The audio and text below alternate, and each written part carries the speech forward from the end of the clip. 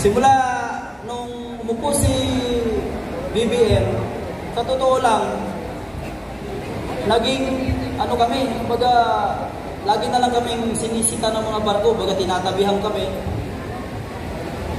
Nung nakaupo pa si Tatay Digong, buhay kami, malaya kami nakakapangisda sa Scarborough.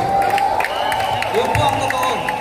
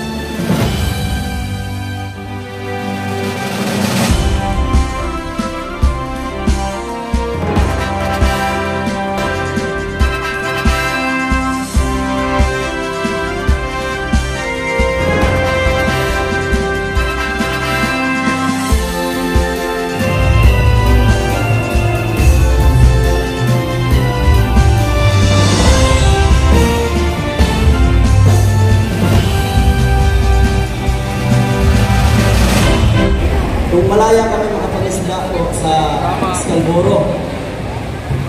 Sa totoo lang, itong huling yung July 13, inabog kami ng China.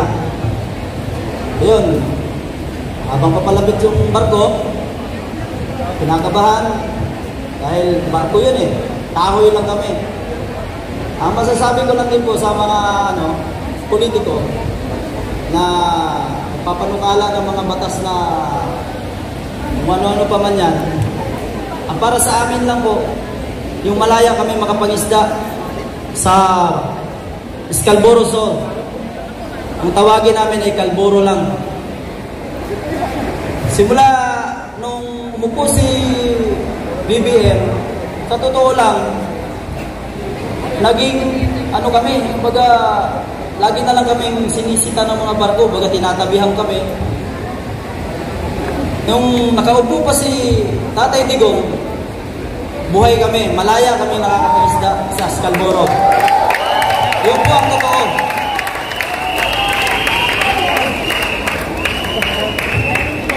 Kaya sa mga matataas sa ating gobyerno, gusto ko lang po iparating na tulungan kami mga maliliit na mga isda, na malaya kami makapangisda sa Scarborough.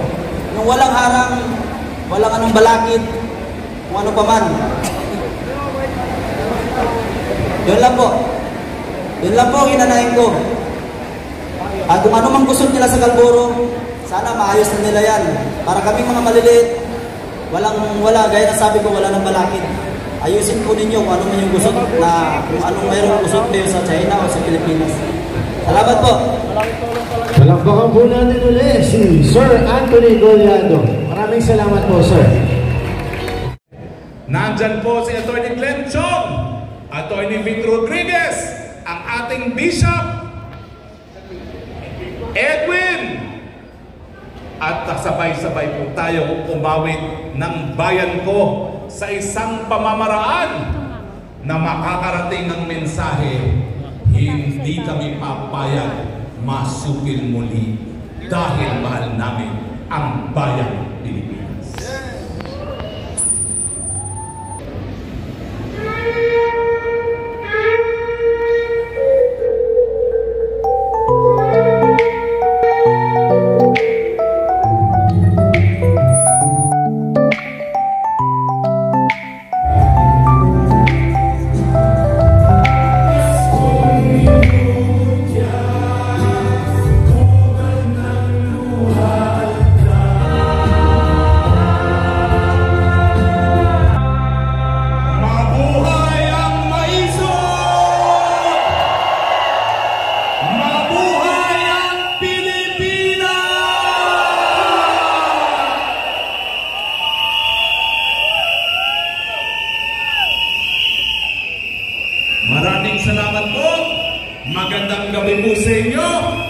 Central Luzon, darating po kami at papatunayan natin ang gitnang Luzon ay lupa ng maisog. Magandang gabi po!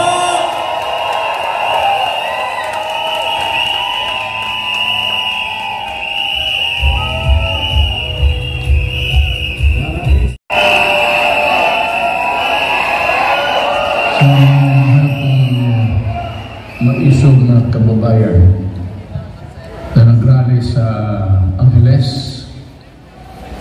pasensya na po, inabot ako ng ayaw ko na lang sabihin kasi napaka-correct, pero retire na kasi ako at yung pera ko, meron ako, may retirement ako, pero pinupusto ko lang. At yun na kasi ang source of existence ko. Sorry, hindi ako nakapunta, pero I would like to congratulate you for your gesture to show to the country and to the world that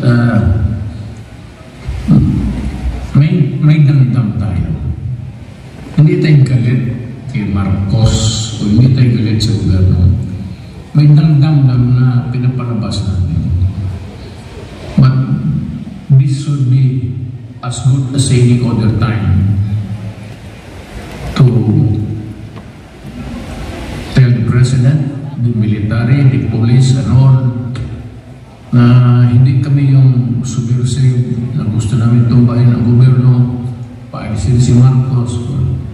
We just want reforms that yung nanirinig nyo sa grupo ng mga maisog at yung mga Pilipino na ayaw ng gulo pero gustong may pagbabago. Yan lang naman po. At congratulations sa inyo. Yan lang ang habol natin. At yan lang ang hamon ko sa gobyerno. Wala ng iba. Walang interesado patasigin si Marcos, walang interesado sa gobyerno na patumbahin mo. O yan, kay dumaan ako ng presidente, pati ang gobyerno ko ito. So, para just to raise those. But, we will ask that we will be heard from time to time so that government would know what the sentiments of the people are. And whether the sentiments or not, totoo man o hindi, makinig lang kayo. Total kung mali, hindi sabihin ninyo, kapag mali, wala naman kami magawa. Sabihin niyo tama, wala rin kami magawa. Just the right to be heard. Yan ang importante sa Constitution. The right to be